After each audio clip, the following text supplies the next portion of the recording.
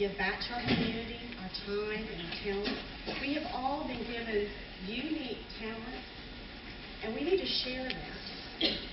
And this is where time management comes in, because everybody's going to be busy. And the older I get, the busier I seem to get.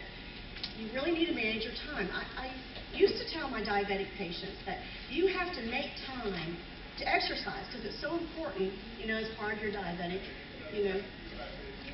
teachings and controlling and all that kind of stuff. Well, the fact is, we can't make any more time. We're given 24 hours in a day.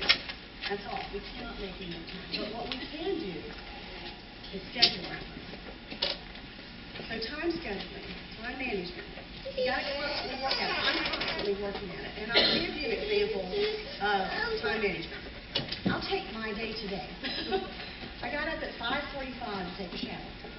Get dressed. I've been wearing this suit all day because I knew I wouldn't have time to go home and get changed because my schedule's been crazy today. Got the kids breakfast, got the husband breakfast, got them off to school, off to work. I'm at work by 8 o'clock. I'm seeing patients till 3 o'clock. At 3 o'clock, I go up and pick my son up from Northside Elementary, and we're off to Pleasant Grove Baptist Church because I'm the assistant dead mom for his Weeblos Den. And we have a Cub Scout meeting today. So from 3:30 to 5, we're doing the outdoorsman badge. And we're learning how to tie knots and make fires and pitch tents and all those good things that Weeblos need to know so they can get into Boy Scouts next spring, which I see the light in the tunnel. No more mom! From there, I drop off the kids at home and tag my husband saying, "You're it. You got the kids for right now." I drop off another Cub Scout and I'm off to church. And thank goodness tonight is church conference and they have fixed dinner and I don't have to. So I eat dinner, but at 6 o'clock, I have the Wee Choir. Yes, I teach a 3 to 5-year-old Wee Choir at our church. And they're singing Sunday, so we had to practice in the sanctuary.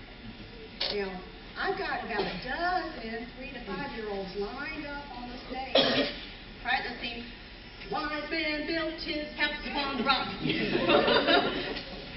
Making sure that they do not touch the microphone. And I had to use the S word, sharing.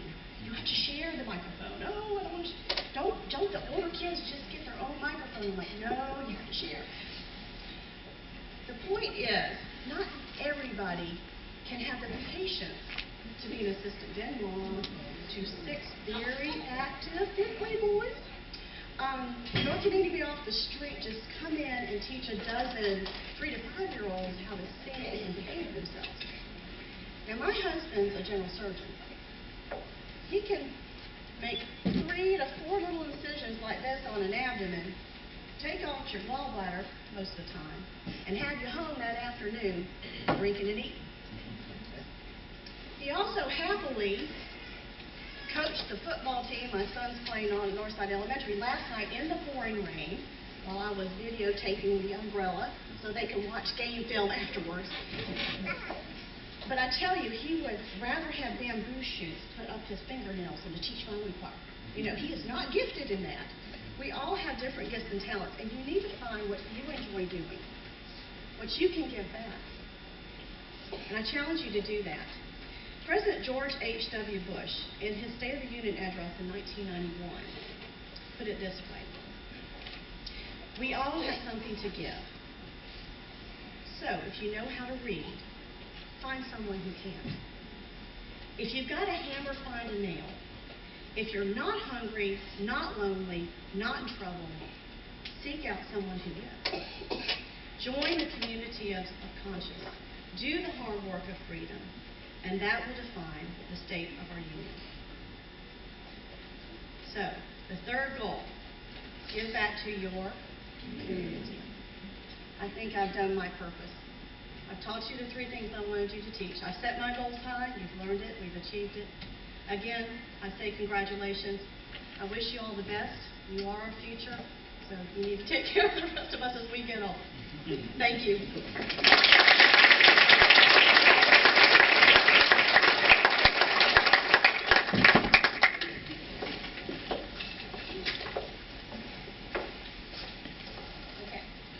Throughout the years, millions of students in more than 20,000 public and private schools have been selected as members of the National Honor Society. We salute these students tonight who have met the high standards of scholarship, leadership, service, and character, which are the criteria by which we are judged.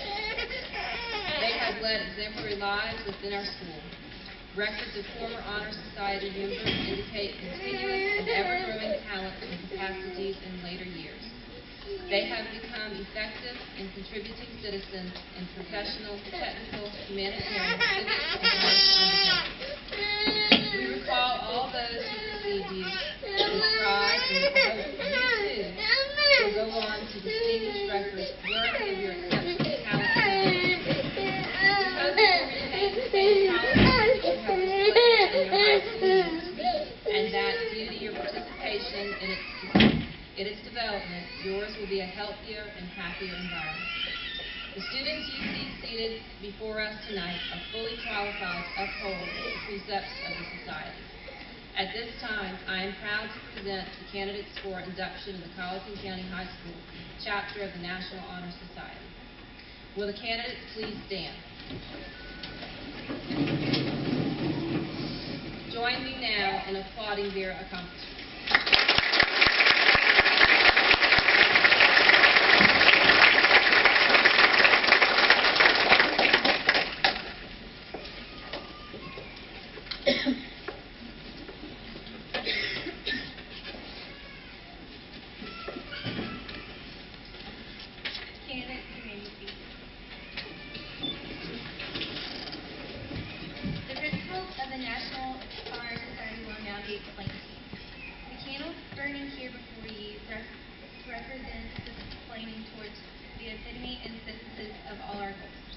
The unlighted candles are symbolic of the four requirements on which election to the society is based.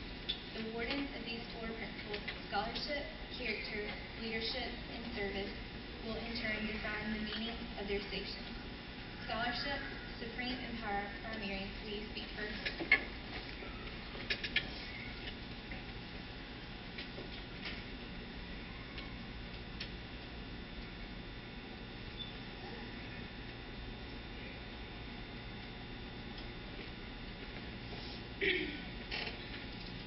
Scholarship is a commitment to learn. A student is willing to spend hours in reading and study because he or she knows the lasting benefits of a curious and cultivated mind. We hope to continue to learn, even when our formal education is ended, for we honor wisdom, and we know it can be acquired only through our own diligence and effort. Learning is a lens through which we can observe the past, its glories and its disasters. Learning is lamp, which illuminates the future and its many paths lying before us. Learning lays bare the vast treasures of the humanity's heritage and leads us to wisdom if we understand what we have learned. We hope that the pursuit of knowledge will be, for us, a never-ending feast.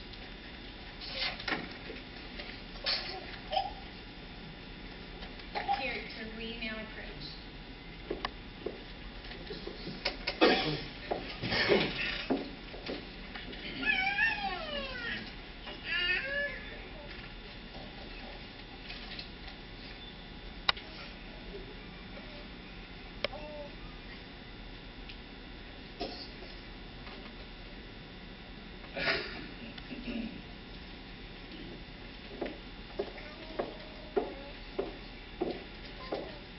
Character is the positive force in each person which makes one individual distinguished from all others. Without self-pride, no person can have self-respect or hope to earn the respect of others. It is this force of character which guides us through life, responding with heroism, understanding, sympathy, or tolerance to the demands upon us. It is achieved and not received. It is based on morality and decency and not solely upon self-interest or opportunity. Character is the product of constant action, daily striving to make the right choices. It must be in reality what we wish to appear to others. By demonstrating such qualities as respect, responsibility, trustworthiness, fairness, caring, and citizenship, we may hope to prove by example that we value character.